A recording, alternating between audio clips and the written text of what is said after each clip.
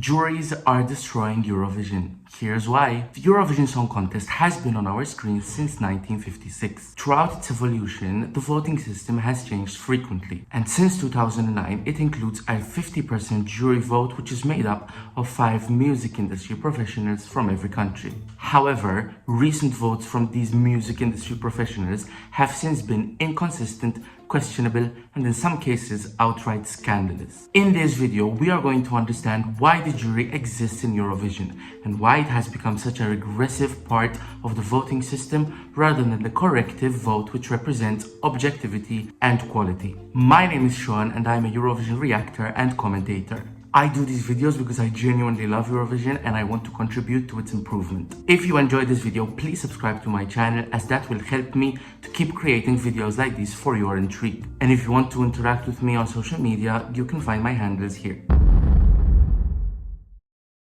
Before we begin, I just want to make one thing clear. My criticism comes from genuine love and passion I have for a contest that means so much to me. This video will not destructively criticize Eurovision. However, it is aimed at the producers who have the power to influence its future and at the fans who are just looking for content in order to understand how this contest works. Disclaimers out of the way, let's go back in time and understand how the juries found their way in this contest. When Eurovision first started in 1956, 2 jurors from each country determined the results. From the second edition onwards, almost every winner was determined by 10 jurors from each country. From 1975 on, each country had a jury of 11 members aged between 16 and 60. It was recommended that age and gender were balanced. In 1988, the number of members in each jury was raised from 11 to 16. These juries served as an expert jury as well as a demoscopic. Since televoting was not yet discovered, broadcasters wanted to involve areas of the public in choosing a winner. In 1997, televoting was introduced to the contest and began in Austria, Germany, Switzerland, Sweden, and the UK. Since then, it became present every year until 2004, where juries were removed completely, unless in countries where televoting did not work. In such cases, backup juries were used and contained 8 music industry professionals. The all televote system was only effective for 5 editions, as the jury was brought back in 2009. Since then, national juries consisting of just 5 members accounted for 50% of the scores in the final. This was extended to the semi-finals from 2010 until 2022. In 2023, the juries were taken out from the semi-finals once more and have since only featured in the final for 50% of the result. It is worth noticing how strict the rules were on jury compositions before 2009. Jury panels were larger, more diverse, and more representative of local music industries. Since 2009, jury panels have become smaller and with very little restrictions on their composition. Nowadays, jurors are referred to as music industry professionals. Their role in influencing the result comes down to objectivity and rewarding the quality that televoters might not reward in just one listen. According to common sense, a music industry professional is someone who lives and breathes in a field related to music and is respected and acclaimed in his or her profession. Since the return of the jury, we have seen music industry professionals who have been on jury panels simply for being drag artists, writers, PR persons, journalists, choreographers, entrepreneurs, actors, marketing executives, trophy designers, TV presenters, and creative directors, all in the name of music industry professionals. Objectively, we can agree that these are examples of people who are not music industry professionals. Therefore, they do not have an objective, professional, or expert knowledge of music enough to justify their verdict alone having the same influence on the final result as tens of thousands of people. During the contest history, the only years where the results were determined solely by the televote were 2004 until 2008.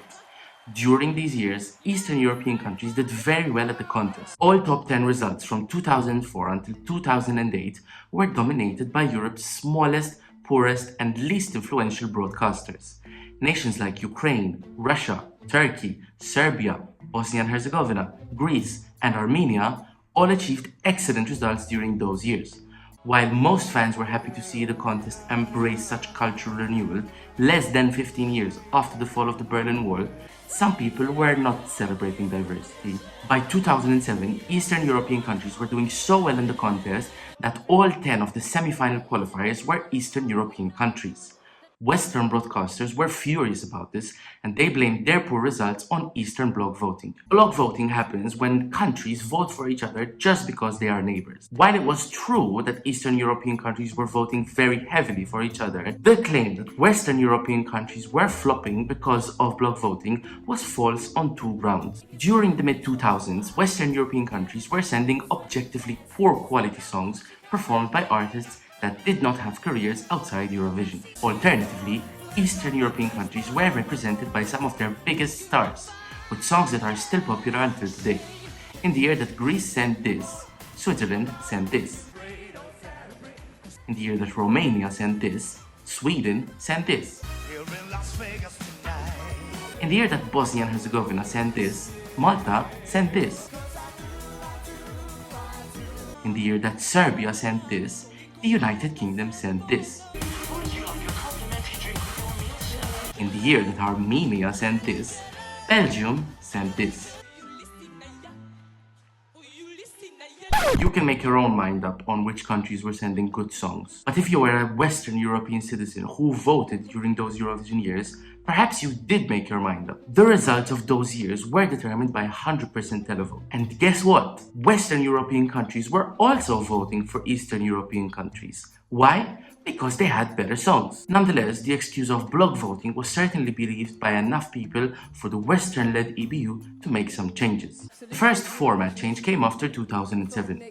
For 4 editions, Eurovision had a semi-final which selected 10 countries that qualified for the final. These would join the big 4 countries, Spain, Germany, France and the United Kingdom, and the 10 countries that made it into the top 10 of the previous contest. Each final from 2004 until 2007 contained 24 countries. From 2008, nobody except the winner from the previous year and the Big 4 was given a direct place in the final. Instead, everyone had to compete in one of 2 semi-finals, from which 20 countries, 10 from each semi-final, would qualify for the grand final. The qualified countries would join the Big 4 and the host country for a grand final of 25 countries. This system is in place until today. This change created a palate cleanser effect going into the grand final. With the new system, one year's outcome would no longer influence the next year's outcome, and most finalists would be chosen just a few nights before in the semi-finals. From an objective perspective, the 2008 changes made sense and are still relevant today. However, the EBU's most effective attack on bloc voting was through the semi-final allocation draw. This draw is still in place today and aims to split the semi-finals in a way that countries who typically vote for each other don't meet and give each other an advantage by competing in the same semi-final. Since 2008, pots are created every year, from which the countries are split. In a pot of, for example, 6 countries, 3 compete in semi-final 1 and 3 compete in semi-final 2. With such changes, the EBU went into the 2008 contest confident in a brand new format that addressed the bloc voting claims made by the Western broadcasters. However, the 2008 contest still struggled to achieve the desired results. 13 out of 20 finalists were Eastern European countries, and 8 of the top 10 countries came from the Eastern Bloc. But the biggest blow to the West was probably not the finalists or the top 10 countries. After more than a decade since its debut, Russia, the biggest Eastern European country, won Eurovision, and the contest traveled to Moscow for the first time in 2009. Although Russia spent billions of rubles on the biggest and most technologically advanced stage ever, they did not please everyone. Before the contest, organizers had an uneasy time mediating issues caused by Russia's hosting, which resulted in Georgia having to withdraw from the contest entirely and massive outrage from the LGBTQ community. With 5 years of voting tensions reaching a peak after the 2008 contest, the EBU could not risk an uproar from its biggest broadcasters. For this reason, a jury vote was brought back in 2009, with the intention of influencing the results with objectivity rather than bloc voting. As years went by, juries became an accepted part of the voting. Initially, the jury vote was celebrated, as it often achieved what it was brought back for. However, the peace did not last long, as the jury quickly grew unpopular. Between 2009 and 2014, jurors and televoters chose the same winner on 5 out of 6 occasions. However, the consensus was fractured in 2015, when Italy won the televote by a landslide, but only finished 6th with the juries. Grande Amore was a current and immediate offering, sung perfectly by the top Italian tenors of the time. On paper, this was certified jury bait. However, the music industry professionals gave their attention to Måns Zelmerlöw, who had only come 3rd in the televote. This meant that Sweden had won their 6th trophy, and the contest crowned a winner that did not win the public vote for the first time since 2004. In 2016, Jamala from Ukraine placed 2nd both in the jury and in the televote, but emerged victorious over jury winner Australia, who placed 4th in the televote, and televote winner Russia, who only placed 5th in the jury vote. Despite winning the televote, Russia was blanked out by 21 out of 42 national jury groups. For 2 years, the public did not get to choose its winner. However, in 2017, the jury and the televoters agreed again. Portugal's Salvador Sobral won the contest with the largest amount of points in the history of the contest. In 2018, the discrepancy between the jury and the televote re-emerged as eventual champion Israel won the televote but only came 3rd in the jury. The latter went for Austria's Cesar Sampson, who only came 13th in the televote. However, the biggest upset came in 2019, as televote winners Kano from Norway were left down at 18th place by the juries. The contest was won by Duncan Lawrence from the Netherlands, who had won neither the jury nor the televote. The surprise jury winner was North Macedonia's Tamara Todevska, who placed 8th in the televote. After the contest was cancelled in 2020, the 2021 edition was won by Italy. The televote decisively declared Måneskin as their champions, but the jury thought they were only good for 4th. Instead, they chose Switzerland as the winner, who only came 6th in the televote. Again in 2022, the jury winner Sam Ryder from the UK only managed 5th place in the televote. In the midst of the war, public support went for Ukraine. Despite coming 4th in the jury, Kalush Orchestra won the contest decisively. In 2023, the juries were excluded from the semi-finals, and this resulted into a return of the jury winner triumphing overall. Despite coming 2nd in the televote without a single set of 12 points, Sweden's Loreen toppled landslide televote winner Karaija from Finland. The juries left Finland down in 4th, as the audience was heard loudly protesting the vote during the presentation of the results. 7 juries left. Okay, we're going to take a look at the top 3. A similar scenario happened in 2024, where televote winner Baby Lasagna pulled an outstanding win for Croatia over Eden Golan, who was expected to win through an inorganic propaganda campaign coordinated by Zionist forces all over the world. However, the public champion had to settle for 2nd to the jury winner Switzerland, who only managed 5th place in the televote. Nemo became the lowest placed artist in the televote to ever win the contest in 2024. After breaking down the relationship between the jury and the televote in recent editions, it is not crazy to believe that the jury's place in Eurovision has become contested. Many believe so, especially after the public vote winners were robbed from winning the contest overall 5 times out of the last 10 editions. However, the regressive nature of the jury at Eurovision has deeper causes than simply disagreeing with the public winner. In this segment, we will outline 9 reasons why the jury is basically destroying Eurovision. As we have discussed previously in this video, what Eurovision wants you to believe our music industry professionals are effectively drag queens, trophy designers, marketing executives, and entrepreneurs. This is perhaps the biggest discredit of the Eurovision jury.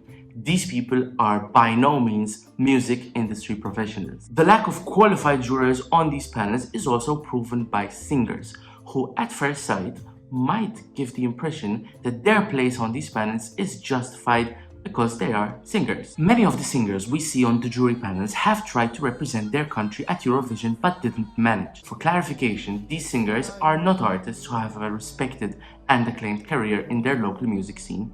They are singers that showed up once or twice in a national final and don't have any musical acclaim outside Eurovision. With this being the case, it is really difficult to understand how these artists are fit to judge other artists who managed to achieve what they didn't. For example, on which planet should Daniel Owen, who competed once in a Norwegian national final and was never heard of again, be judging artists like Angelina Mango and Slimane. For the jury to be taken seriously, these panels should only contain recording and performing artists with a musical career that is respected and acclaimed. This definition could be linked to musicians, orchestra directors, decorated songwriters and producers, lyricists. For example, in Malta, 5 music industry professionals who would fit this definition would be Aiden, Mary Spiteri, Philip Anaudi, Philip Vella, and Paula Bella. Additionally, the measure of if these people are qualified enough to be judging lies within the music industry they represent. I mean, they are literally called music industry professionals. For example, the Maltese music industry is not as impactful as the one in Italy. Therefore, what counts as a music industry professional in Malta would probably not qualify in Italy. When forming these panels, broadcasters must also seek to eliminate any form of conflict of interest. Some people on these juries have strong ties with songwriters and artists behind the competing entries. While this is not something you can get rid of easily in a very saturated industry, it will definitely affect the result, and efforts should be made to minimize it as much as possible. Jurors who are not music industry professionals have no credibility in this contest. The fact that there are loose rules on who can be a part of these jury panels definitely makes the jury result a subjective measure of quality. Additionally, 5 people is too low of a number for a jury that counts as much as tens of thousands of people voting. This is not the first time the EBU has been criticized for this. Former Norwegian head of delegation Stig Karlsen has publicly expressed a desire for a change in the jury vote. It is no secret that Eurovision juries of today lack the diversity and credibility of Eurovision juries of the past. One proof of this, in my opinion, is that in the recent editions, too many juries have voted in a similar way. With panels made up of so few people, it is statistically difficult and unnatural for 22 out of 37 juries to give 12 points to the same country, as what happened in 2024. The criteria by which the jury judges the songs is selective and inconsistent. We can understand this from comparable examples along the years. For instance, in 2024, Serbia and Portugal both presented ethnic ballads sung in native tongues. Therefore, you would expect that objective music industry professionals would rank them more or less on the same grounds. However, one came 7th while the other came 18th. Such comparisons hold ground even in different years. In 2022, Moldova presented an upbeat ethnic song in Moldovan, only to get 14 points in the jury and 239 points in the televote. Armenia sent a similar structure in 2024, which fared a lot better with the juries and placed 9th with the televote, but also with the juries. Whether the criteria that the juries are asked to obey reflects this or not, it is logical that juries should reward songs that are immediate, original, performed and sung optimally on stage, and contain decent lyrical content. Some juries have publicly claimed in the past that they don't vote for songs in native languages. However, this excuse becomes ridiculous once you know that there is an app called Google Translate available for public use since April 2006. Since the return of the jury, many critics have struggled to point out what is the jury criteria. The only factor that seemed to stay consistent is the jury's lean towards radio-friendly songs. While it is definitely assuring to know that there's at least one consistency in the judging criteria of the juries, it is rather ironic that this is the one, especially in a competition that in its format does not encourage radio-friendly songs. Eurovision and radio songs are naturally judged on different metrics. A song that is successful at Eurovision is not usually successful on the radio. This is proven by many televote hits that struggle to gain commercial success on the radio. Why? Because a Eurovision song must be immediate and memorable in the few minutes in which it exists. Most viewers usually don't listen to any of the songs before the live shows. Therefore, the first impression is the one that counts, and all they have are those 3 minutes to convince the viewers that they need to vote for this song. On the other hand, a radio song usually becomes successful due to how many times it is played on the radio stations. The more plays it gets, the more exposure it has to the listeners. One recent example that proves this claim is Armenia's 2022 entry Snap, sung by Rosalind. Snap was a song that was crafted for easy listening, without the immediacy needed to do well at Eurovision. The result it got proves its formation: rich in easy listening and poor in immediacy. Therefore, judging Eurovision songs by how radio-friendly they are is a little bit like judging a stuffed turkey by how suitable it is for vegans. Another contradiction to this is that rewarding radio-friendly entries in 2024 is rather pointless. Many people do not listen to the radio as much as they used to before due to the rise in popularity of streaming platforms like Spotify. Therefore, the influence of what is being played on radio stations is lessening as we speak. People are much more likely to be exposed to a song because they heard it on TikTok, Spotify, Reels, or because it was on some entertainment show, rather than because they heard it on the radio. Additionally, radio stations in Europe have minority quotas of how much local music they play. And when they do play local music by local artists, it ends up being during times where viewers are not listening that much. Because radio stations heavily promote international music that usually comes from America or the UK, a radio-friendly song usually results into a pop song sung in English. And this is probably the reason why a country like Sweden is often unconditionally given the top points from the juries. This means that the songs that the juries are favoring are distant from local music scenes that give Eurovision its identity. Because juries tend to favor radio-friendly songs, this usually results into a lean towards pop songs sung in English. While in theory there's nothing wrong with this, many don't understand how dangerous this can be. Broadcasters and artists who want to do well at Eurovision will inevitably analyze what does well at Eurovision in order to have the best possible chance at winning. If broadcasters want to assure a good result in the jury vote, one easy way of doing so is by consistently sending radio-friendly pop songs in English. In this way, they know that they can get, at the very least, support from the juries. If all broadcasters reasoned like this, and mind you, we were not far from it before the juries were banned from the semi-finals, we would end up with a contest of 38 radio-friendly pop songs in English. And this would mean that songs with cultural diversity would be minimized. To make things even more ridiculous with this whole radio-friendly thing, with all their radio-friendliness, most of these songs actually don't do anything on the radio, neither in the run-up to the contest nor after.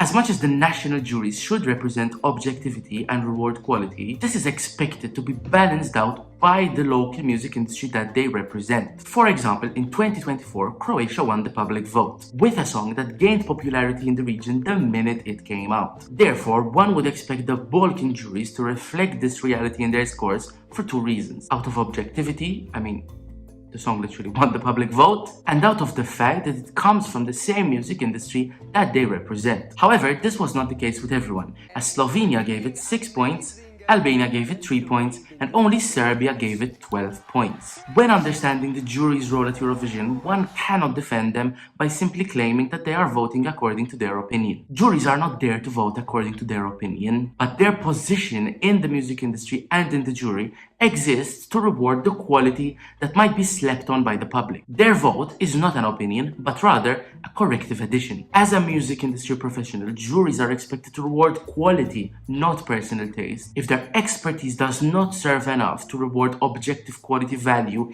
in the music industry that they come from, then their opinion should be expressed with everyone else by means of televoting. The history of the jury at Eurovision is rich in scandals, which have impacted the results in the past. In 1 year alone, multiple juries have admitted to sending in an upside-down ballot of their assessment, meaning their votes represented songs they liked the least.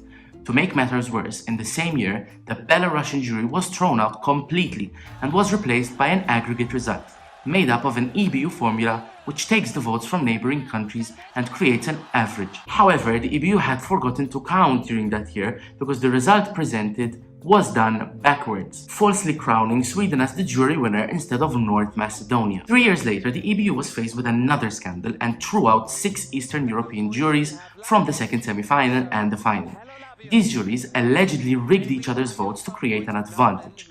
The reasons that the EBU gave to justify its decision were simply down to the fact that these countries would have fared worse without the alleged voting racket. When the broadcasters asked for clarification about how the aggregate vote was replaced and why all the cancelled jury votes were instead given to Australia and Sweden, the answer given by the EBU was that Australia and Sweden had better songs.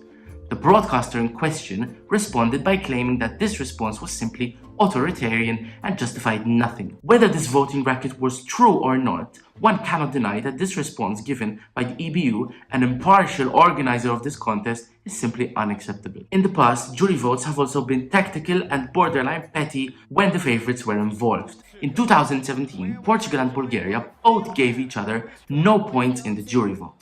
The same thing happened in 2018 with Cyprus and Israel. In 2021, Italy only gave France 2 points, while the latter did not even return the favor. This kind of behavior from juries makes it hard to take them seriously as music industry professionals.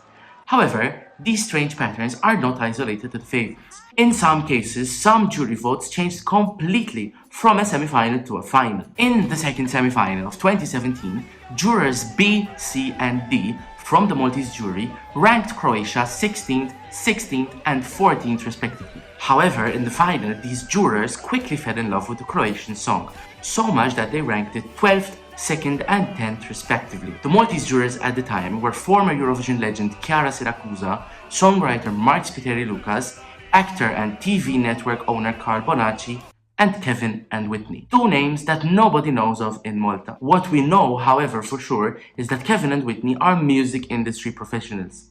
Nothing to see here, folks. Examples like this show that in a contest like this, suspicious and strange jury votes are not a measure of quality, especially when the winner is determined half by these music industry professionals. The impression given is that the jury vote exists to influence and direct the results according to the desired direction. Disclaimer, I might be leaning a little bit into conspiracy on this one, but hear me out before you skip. Recent jury votes have given the impression that Western European countries are favored on top of Eastern European countries, and there are multiple indicators that back this claim. First of all, there are now more Western countries at Eurovision following the absences of Russia, Belarus, Turkey, Hungary, North Macedonia, Bulgaria and Romania. This already gives Eastern European countries a disadvantage, and let's remember that these broadcasters represent the poorer, smaller and least influential parts of Europe, which are not part of the political bloc that is the European Union. Additionally, it is worth mentioning that countries like Ukraine, Moldova and Georgia are on political paths to get closer ties to the western part of Europe. You might think that a Eurovision jury vote is just a vote for the song that 5 people like the most. However, we know that Eurovision is a branding and marketing campaign for many of these small countries. Therefore, it is not crazy to think that these broadcasters use those few seconds in the voting presentation in their advantage. For example, without taking anything away from these songs, the Ukrainian jury awarding their top points to the 2 non-binary artists in 2024 is an interesting case. Is it just a coincidence? Or is it a message from the Ukrainian government through the Ukrainian broadcaster that it wants to strengthen its ties with the West? Let's not forget that Ukraine is rather a traditional country when it comes to LGBTQ and family values in general, and giving the impression that LGBTQ perceptions are improving in the country will surely make it look more progressive as it enters the gender-welcoming world that is Western Europe. I will leave it at that. I'm not trying to allege anything here, just food for thought. Jurors who often find themselves at Eurovision also show up in the national finals that pick the songs for Eurovision. Examples include UMK and Benidorm Fest. This practice started out in 2011 as part of SVT's shake-up of Melodifestivalen after a series of poor results at Eurovision. The method proved to be successful as Sweden improved their track record ever since. However, we have seen that this practice doesn't come without its downsides. And in most cases, these downsides outweigh the positives of having international juries in these national finals. Although international juries provide an opportunity for broadcasters to involve each other in the national finals, this comes across as a bizarre feature in a selection process that occurs to choose a representative of a country's broadcaster who will compete against the broadcaster that sent in an international juror. International juries often provide an external judgment on the songs and artists competing in the national final. This is a good thing because it can filter out entries that are not necessarily the best choice for Eurovision but might win the country's televote due to the popularity of the artist. Although very arguably, Anders Bagge is the only example I can think of to support this claim. With that said, however, do we need an international jury for this? Local or demoscopic juries can get this job done if it needs to be done. The proof lies with Juries in Sanremo and Preselection in Serbia in 2024. These artists won both their respective televotes but couldn't get any further. However, although the Eurovision community tends to filter out optimal and non-optimal choices, it does not mean that we are always right. Throughout its history, Eurovision is a constantly evolving contest, and it showcases artists, genres, and music that would otherwise stand no chance to be performed in front of an audience of 160 million people. On most instances, when local televotes tend to support an act that is considered as left field by the Eurovision fans, this support is reciprocated in the main contest. Classic example here is Constracta, an artist that very few people were talking about in the run-up to the 2022 contest.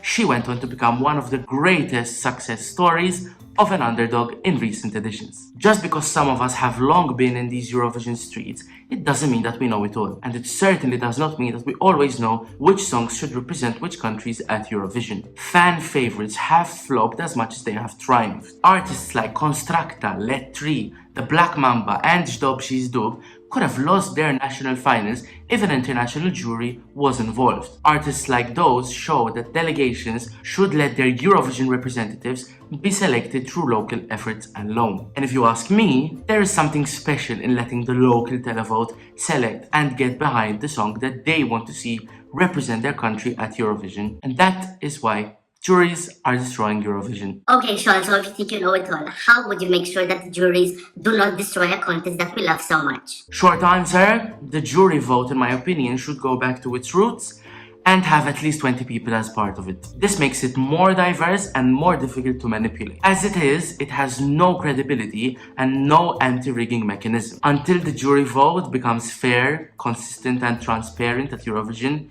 I think it needs to be abolished completely. And for Eurovision to regain the trust of its fans and loyalists, the public deserves to select the winner of the contest for the future editions, at least until the end of this decade.